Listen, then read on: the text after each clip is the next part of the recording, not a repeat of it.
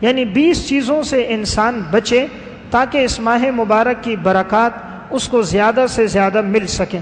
Number 1، سب سے اہم چیز گناہوں سے اجتناب کرے۔ میں نے پہلے بھی بات عرض کی، روزے کا مقصد تقوی ہے، اور اتق المحارم تکن اعبد الناس، گناہوں سے انسان بچے گا تو عبادت گزار ہوگا۔ اس ماہ مبارک میں کوشش ہو اللہ کی کوئی نافرمانی نہ ہو، ہر قسم کے گناہ سے انسان بچے۔ نمبر 2، جھوٹ بولنے سے اپنے آپ کو بچائے۔ حدیث میں آتا ہے، رسول اللہ صلی اللہ علیہ وسلم نے فرمایا، من لم یدع قول الزور والعمل به فلیس للہ حاجۃ ان یدع طعامہ وشرابہ، جو انسان جھوٹ بولنے کو نہیں چھوڑتا تو اللہ تعالیٰ کو کوئی حاجت نہیں ہے کہ اس نے اپنا کھانا پینا چھوڑ دیا۔ جھوٹ بولنے کو، جھوٹ پر عمل کرنے کو جو نہ چھوڑے، اللہ کو کوئی ضرورت نہیں ہے کہ اس نے اپنا کھانا پینا ترک کر دیا۔ اس لیے کوشش انسان خاص طور پہ کرے جھوٹ سے اپنے آپ کو بچائے۔ نمبر 3، گالی دینے سے اپنے آپ کو بچائے۔ عموماً رمضان میں دیکھا یہ گیا ہے، خاص طور پہ افطاری کے وقت اور اس سے قریب کے وقت میں عموماً گالم گلوچ زیادہ ہوتی ہے، بازاروں میں، سڑکوں پہ، چوکوں پہ، چوراہوں پہ۔ انسان کوشش کرے گالی سے اپنے آپ کو بچائے، یہ کبیرہ گناہ ہے۔ نبی اکرم صلی اللہ علیہ وسلم نے فرمایا، سباب المسلم فسوق وقتالہ کفر، مسلمان کو گالی دینا فسق و فجور ہے، اور مسلمان کو قتل کرنا یہ تو کفر کی طرح ہے۔ تو بڑا گناہ ہے، اس گناہ سے انسان اپنے آپ کو بچائے۔ نمبر 4، فحش گفتگو کرنے سے اپنے آپ کو بچائے۔ رمضان کا ماہ مبارک مقدس مہینہ ہے، اس میں بیہودہ گفتگو کرنا، فحش باتیں کرنا، فحش باتوں پہ تبصرے کرنا، اس سے انسان بچے۔ اپنی زبان کو ان باتوں سے آلودہ نہ کرے، اس زبان پہ اللہ کے ذکر کو اور تلاوت کو لے کر آئے۔ نمبر 5، چغلی سے اپنے آپ کو بچائے۔ حدیث میں آتا ہے، رسول اللہ صلی اللہ علیہ وسلم نے فرمایا، لا يدخل الجنت قطات، چغل خور جنت میں نہیں جائے گا۔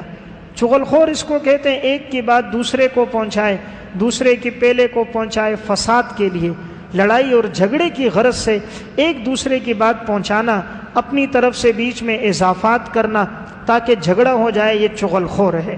صحیح بخاری کی روایت ہے، رسول اللہ صلی اللہ علیہ وسلم 2 قبروں کے پاس سے گزرے، آپ نے فرمایا ان دونوں قبر والوں کو عذاب ہو رہا ہے، اور کوئی ایسا گناہ نہیں ہے کہ جس کو تم بڑا نہیں سمجھ رہے، حالانکہ وہ بڑا گناہ ہے، یعنی لوگ ان کو معمولی سمجھتے ہیں لیکن وہ بڑا گناہ ہے۔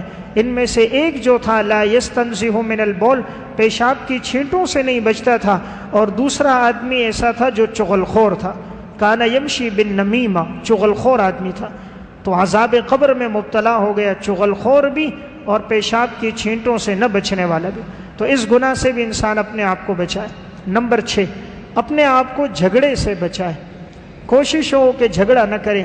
حدیث میں بھی آتا ہے، اگر کوئی تم سے جھگڑا کرنا بھی چاہ رہا ہے، تم اس سے کہہ دو، بھائی میں روزے کی حالت میں ہوں، میں تم سے لڑنا نہیں چاہتا۔ آپ صلی اللہ علیہ وسلم نے فرمایا، اذا کان یوم صوم احدکم فلا یرفث ولا یصخب، جب تم میں سے کوئی روزے کی حالت میں ہو، فحش گفتگو نہ کرے، بیہودہ باتیں نہ کرے۔ فإن صابہ احد او قاتلہ، اگر تمہیں کوئی برا بلا کہے یا تم سے لڑے، فلیقل انی امرؤ صائم، تو تم آگے سے کہہ دو میں روزے کی حالت میں ہوں، یعنی میرا روزہ ہے، میں تمہیں جواب نہیں دے سکتا۔ نمبر 7، اپنے آپ کو بدنظری سے انسان بچائے۔ بدنظری کا نقصان انسان کے قلب پر اور انسان کے حافظے پر ہوتا ہے۔ آج جو ہمارے حافظے کمزور ہیں، اس کی بنیادی وجہ کیا ہے؟ گناہوں کی کثرت اور بدنظری ہے۔ حافظہ کمزور ہو جاتا ہے، عبادت میں لذت نہیں ملتی، نماز میں دل نہیں لگتا، نیکی کے کاموں کی طرف رغبت نہیں بڑھتی، اعضاء کمزور ہو جاتے ہیں، چہرے سے رانائی چلی جاتی ہے، انسان کی طاقت ختم ہو جاتی ہے، لوگوں کے دلوں سے محبت چلی جاتی ہے، پھر ایسے آدمی کو تلاوت کی توفیق نہیں ملتی۔ تو انسان کوشش کرے اپنی نگاہوں کی حفاظت۔ نمبر 8، اپنے آپ کو غیبت سے بچائے۔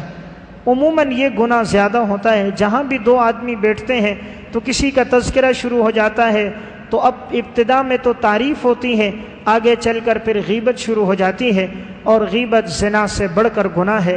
قرآن کریم نے تو اسے بیان کیے، جیسے تم میں سے کوئی اپنے مردہ بھائی کا گوشت کھائے تو کیا کوئی پسند کرے گا؟ تو کوئی پسند نہیں کرتا، تو انسان اس گناہ سے بھی بچے۔ نمبر 9، لایانی گفتگو سے اپنے آپ کو بچائے۔ لایانی گفتگو کا معنی بے فائدہ باتیں، یعنی ایسی باتیں جس کا نہ دنیا میں فائدہ ہو نہ آخرت میں انسان اس سے اپنے آپ کو بچائے۔ حدیث میں آتا ہے رسول اللہ صلی اللہ علیہ وسلم نے فرمایا من حسن اسلام المرء ترکہ ما لا یعنیہ، انسان کے اسلام کی خوبی یہ ہے وہ ان تمام لا یعنی چیزوں کو چھوڑ دے جس میں فائدہ نہ ہو۔ اس لیے بات کرنے سے پہلے سوچنا چاہیے اگر اس بات میں دنیا یا آخرت کا فائدہ ہے تو فبہا، ورنہ اپنے قیمتی وقت کو اس میں ضائع نہیں کرنا چاہیے۔ نمبر 10، حرام اور مشتبہ مال سے اجتناب کریں۔ اس ماہ مبارک میں خاص طور پر، عام دنوں میں عام طور پر انسان حرام سے اپنے آپ کو بچائے۔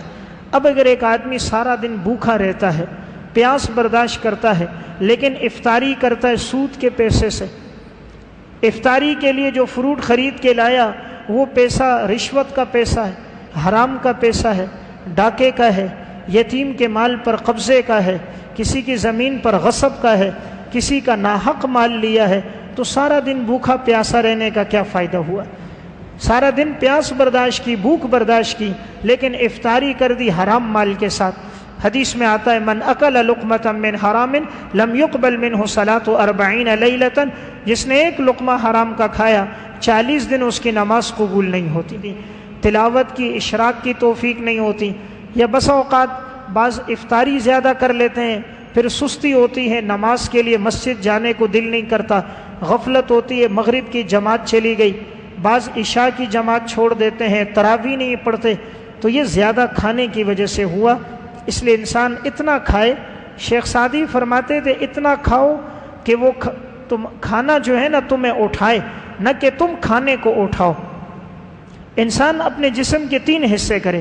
حدیث میں آتا ہے ایک حصہ کھانے کے لیے، ایک حصہ پینے کے لیے، ایک حصہ سانس کے لیے، یعنی جسم کے 3 حصے ہونے چاہیے معدے کے کھانے کے دوران۔ تو کھانا جتنا کم ہوگا اتنا عبادت زیادہ سے زیادہ ہوگی، جتنا جسم زیادہ بھاری ہوگا، معدہ بھاری ہوگا، اتنا عبادت سے انسان کی اکتاہٹ اور دوری ہوگی، تو زیادہ کھانے سے گریز کیا جائے۔ اور جتنی بیماریاں لگتی ہیں وہ زیادہ کھانے سے لگتی ہیں۔ یہ ساری بیماریاں کھانے کی بگڑی ہوئی شکلیں ہیں، وہ کھانے کی شکلیں بگڑتی ہیں، بیماریاں بنتی ہیں۔ اس لیے کم کھانے والا صحت مند رہتا ہے۔ اس لیے علماء نے کتاب الجوع، بھوک کے نام سے کتابیں لکھی ہیں، لیکن کسی نے زیادہ کھانے پر کوئی کتاب نہیں لکھی کہ زیادہ کھانے کے یہ ثواب، یہ فضائل ہیں، بھوک کے انہوں نے لکھے ہیں۔ اس لیے مجاہدے جو ہوتے تھے وہ بھوک پر ہوتے تھے، کم کھانے پر ہوتے تھے۔ صوفیاء کرام جب کسی کو مجاہدہ کراتے ہیں کم کھانے پر، کم سونے پر، کم بولنے پر۔ اس لیے بہرحال کھانا کم ہو۔ نمبر 12، زیادہ سونے سے گریز کیا جائے۔ عموماً دیکھا یہ گیا ہے کہ یہ بابرکت مہینہ بعض ساتھیوں کا سونے میں گزر جاتا ہے کہ وہ سحری کی اور سو گئے، پھر ظہر کی نماز کے لیے اٹھے تو اٹھے، ورنہ عصر میں اٹھتے۔ 7 سے 8 گھنٹے وہ ضائع ہو گئے، رات کی عبادت بھی ضائع، نہ تراویح، نہ تہجد، نہ اشراق، نہ فرض نماز۔ یہ تو روزہ نہ ہوا، یہ تو روزہ نہیں ہے۔ یہ تو ایسے جیسے جانور کا منہ باندھ دو وہ سارا دن نہ کھائے، تو وہ تو روزہ نہیں کہلائے گا۔ روزہ نام ہے کھانے پینے سے بچنا ہے، شہوت سے بچنا ہے، عبادت بھی کرنی ہے۔ انسان کا وقت عبادت اور تلاوت میں بھی گزرے، اس لیے زیادہ سونے سے بھی گریز کیا جائے۔ نیند اختیاری چیز ہے، انسان جتنا بڑھانا چاہے بڑھا سکتا ہے، جتنا سمیٹنا چاہے سمیٹ سکتا ہے۔ اس کی مثال ہے جس طرح کے ایک ربڑ ہوتی ہے، انسان اسے جتنا کھینچے کھینچ لے، جتنا سمیٹے سمیٹ لے۔ اس لیے سلف کی نیند اختیار میں ہوتی تھی، کوئی 3 گھنٹے سو کے نیند پوری کرتا، کوئی 4 گھنٹے سو کے نیند پوری کرتا تھا۔ اور نیند تب کم آئے گی جب کم کھائے گا۔ جب انسان زیادہ کھاتا ہے تو زیادہ غنودگی ہوتی، کم کھاتا ہے تو کم ہوتی ہے۔ نمبر 13، افطاری میں تاخیر کرنے سے گریز کیا جائے۔ افطاری جلد کرنی چاہیے، تاخیر نہیں کرنی چاہیے۔ حدیث میں بھی جلد افطاری کرنے کی فضیلت آئی ہے۔ آپ صلی اللہ علیہ وسلم نے فرمایا لا یزال الناس بخیر ما عجل الفطرہ، لوگ اس وقت تک خیر پہ رہیں گے جب تک وہ افطاری میں جلدی کریں گے۔ تو جتنا افطاری میں جلدی ہو اتنا بہتر ہے کہ جیسے وقت پورا ہو جائے انسان افطاری کرے اور فوراً پھر باجماعت نماز کے لیے مسجد آ جائے۔ نمبر 14، ختم قرآن کے بعد تراویح نہ پڑھنا، اس سے گریز کیا جائے۔ عموماً یہ دیکھا گیا ہے بعض ساتھی 6 روزہ بعض 7 روزہ، بعض 10 روزہ، بعض 15 روزہ قرآن سن لیتے ہیں، جی ہم نے قرآن سن لیا، پھر تراویح نہیں پڑھتے۔ قرآن سننا مستقل عبادت ہے، پورا مہینہ تراویح کی نماز پڑھنا مستقل عبادت ہے۔ اگر آپ نے قرآن سن لیا الحمدللہ ایک عبادت آپ کی پوری ہو گئی، لیکن دوسری عبادت آپ نے پھر بھی کرنی ہے۔ اس لیے قرآن سننے کے بعد تراویح کو ترک نہیں کرنا چاہیے، بلکہ پورا مہینہ تراویح کی نماز ادا کرنی چاہیے۔ نمبر 15، رات دیر تک جاگنے سے بچنا چاہیے۔ بعض ساتھی رات دیر تک جاگتے رہتے ہیں، بعض تو سوتے ہی نہیں ہیں، ساری رات وہ گزار دیتے ہیں، کوئی فیس بک پہ، کوئی واٹس ایپ پہ گزار دیتا ہے، کوئی موبائل پہ گزارتا ہے، کوئی تاش کھیلنے میں گزارتا ہے، تو ساری رات اس میں گزر گئی، اور جب قیمتی وقت صبح کا آتا ہے تہجد کا، وہ سونے میں گزر جاتا ہے، اگلا دن سارا سونے میں گزر جاتا ہے۔ اس لیے رات دیر تک جاگنے سے گریز کیا جائے۔ نمبر 16، بازاروں میں کثرت سے جانے سے بچا جائے۔ بازار میں انسان کم سے کم جائے، ضرورت کے وقت جائے، چونکہ مبغوض ترین جگہ بازار ہے، اس لیے ضرورت ہو تو انسان جائے، نہیں ضرورت تو اپنے وقت کو مسجد میں، گھر میں، عبادت میں گزارے۔ نمبر 17، ویڈیو گیم، تاش، کیرم بورڈ اور دیگر لایانی کھیلوں سے اجتناب کیا جائے۔ عموماً دیکھا یہ گیا ہے کہ رمضان میں راتیں اس میں گزرتی ہیں، تو مجھے تو اللہ تعالیٰ توفیق دیتا ہے بیانات کرنے کی، تو کبھی اگر جانا ہو تو سڑکوں پر کنارے نوجوان بیٹھے، کوئی کیرم بورڈ کھیل رہا ہے، کوئی تاش کھیل رہا ہے، کوئی ویڈیو دیکھ رہا ہے، کوئی ویڈیو گیم کھیل رہا ہے، کسی کے ہاتھ میں موبائل ہے اس پہ وقت ضائع کر رہا ہے، تو یہ قیمتی وقت ہے، اس سے کوئی انسان قیمتی بنائے۔ جیسے اس مہینے میں نا نیک اعمال کا ثواب بڑھتا ہے، ویسے اس میں گناہ کرنے پر گناہ بھی بڑھتا ہے۔ عام مہینوں میں گناہ عام گناہ ہے، رمضان میں گناہ پھر گناہ بھی بڑھے گا۔ جیسے ایک گناہ انسان باہر کرے، ایک گناہ مسجد کے اندر کرے، دونوں میں فرق ہے۔ ایک گناہ عام مہینوں میں کرنا، ایک رمضان کے مقدس مہینے میں کرنا، تو اس لیے بہتر ہے اپنے قیمتی وقت کو ان لایانی چیزوں میں ضائع نہیں کرنا چاہیے۔ اللہ نے ہمیں بے فائدہ پیدا نہیں کیا، افحسبتم انما خلقناکم عبثا، ہم نے تمہیں بے فائدہ نہیں، کام کے لیے تمہیں پیدا کیا۔ نمبر 18، گناہ بے لذت سے اپنے آپ کو بچائیں۔ وہ گناہ جن میں لذت بھی کوئی نہیں ہے اور انسان اس میں پڑا ہوا ہوتا ہے، اس سے خاص طور پہ رمضان میں تو بچے۔ وہ 2 گناہ ہیں خاص طور پہ، ایک داڑھی کٹانا، دوسرا پانچے ٹخنوں سے نیچے لٹکانا۔ یہ 2 گناہ ایسے ان میں لذت بھی کوئی نہیں ہے۔ چلیں دوسرے گناہوں میں معاذ اللہ انسان لذت تو لے رہا ہے، لیکن داڑھی کٹانے میں کیا لذت مل رہی، پانچے ٹخنوں سے نیچے لٹکانے میں کیا لذت مل رہی ہے؟ اور یہ وہ گھنٹے ہیں جو 24 گھنٹے کا انسان گناہگار ہوتا ہے۔ ایک آدمی شراب پی رہے، جس وقت تک پی رہے اس وقت تک گناہگار ہے۔ ایک آدمی زنا کر رہا ہے، جب تک کر رہا ہے اس وقت تک گناہگار ہے۔ لیکن جو آدمی داڑھی کٹا رہا ہے 24 گھنٹے اس کے گناہ میں گزر رہا ہے، پانچے ٹخنوں سے نیچے لٹکا رہا ہے، سارا وقت گناہ میں گزر رہا ہے، تو یہ گناہ دائمی گناہ ہے۔ آپ صلی اللہ علیہ وسلم نے دیکھا 2 آدمی آپ کے پاس آئے، ان کے چہرے پہ داڑھی نہیں تھی، مونچھیں بڑی بڑی تھی، آپ نے اپنا چہرہ انور ان سے پھیر دیا کہ تمہیں یہ کس نے کہا ہے؟ اس نے کہا ہمارے رب نے کہا ہے۔ آپ نے فرمایا مجھے تو حکم ہے کہ داڑھی بڑھاؤ اور مونچھیں کٹاؤ۔ اس لیے بہتر ہے خاص طور پہ انسان عہد کرے کہ اس گناہ سے اپنے آپ کو رمضان میں خصوصاً، عام مہینوں میں عموماً اس گناہ سے اپنے آپ کو بچائے۔ اللہ نے مرد کے لیے زینت داڑھی کے بالوں میں رکھی ہے، مرد کی خوبصورتی داڑھی کے بالوں میں، مرد کی ہیبت، مرد کا رعب، دبدبہ اللہ نے داڑھی میں رکھا ہے، اور یہ داڑھی بہت سے گناہوں سے بچاتی ہے۔ خدا نہ کرے انسان گناہ کی طرف جاتا ہے، اس کا ضمیر ملامت کرتا ہے، اللہ کے بندے تو نے چہرے پہ داڑھی رکھی ہے، تو نے کرتا پہنا ہے، لباس مسنون پہنا ہے، تو گناہ کر رہا ہے، تو بہت سے گناہوں سے انسان بچ جاتا ہے۔ نمبر 19، اپنے آپ کو ٹیلی ویژن اور کیبل دیکھنے سے بچائیں۔ عموماً رمضان میں گھروں میں ٹیلی ویژن چلتا رہتا ہے، بہانہ یہ ہوتا ہے جی اس میں ہمیں پتہ چلتا ہے کہ روزہ کب بند کرنا ہے، افطاری کب کرنی ہے، تو ہم ٹیلی ویژن اس لیے لگا کے رکھتے ہیں۔ اب اس میں بیہودہ پروگرام بھی ہوتے ہیں، غیر محرم بھی آتی ہیں، اور ان کے سروں پہ دوپٹہ نہیں ہوتا، چہرہ کھلا ہوتا ہے۔ افطاری کا وقت معلوم کرنے کے اور بھی بہت سے ذریعے موجود ہیں۔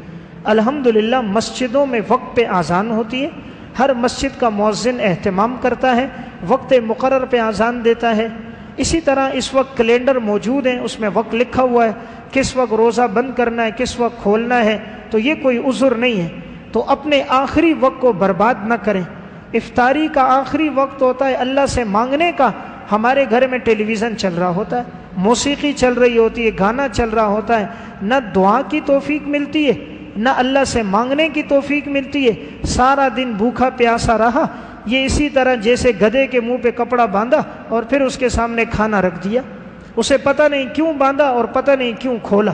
تو یہ قیمتی وقت ہے، انسان کوشش کرے ماہ مبارک میں ٹیلی ویژن بند رکھے۔ افطاری کے لیے بہت سے دوسرے ذرائع موجود ہیں تاکہ نظروں کی حفاظت رہے، گناہ سے بچے۔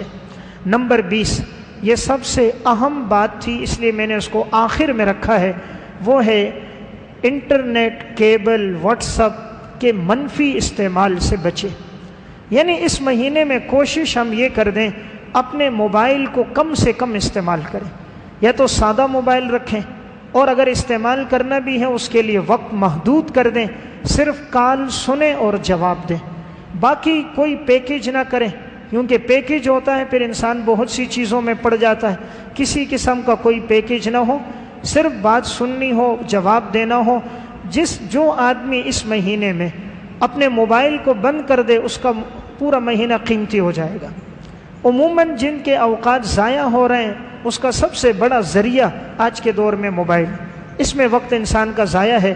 بعض مسجد میں آ کر بھی موبائل دیکھ رہے ہوتے ہیں، باہر نکلتے ہیں تب بھی ہاتھ میں موبائل ہے، گھر میں، بازار میں۔ کوشش کرے انسان اس ماہ مبارک میں موبائل کے استعمال سے اپنے آپ کو بچائے، یا سادہ موبائل رکھے یا اس کے لیے استعمال محدود کرے۔ اگر ان 20 چیزوں کا اہتمام ہوگا اور 20 چیزوں سے انسان اپنے آپ کو بچائے گا تو ہمارا یہ مہینہ انشاءاللہ بڑا بابرکت ہوگا اور ہم اس سے خاص طور پہ خوب مستفید ہو جائیں گے۔ اللہ ہم سب کو عمل کی توفیق عطا فرمائے۔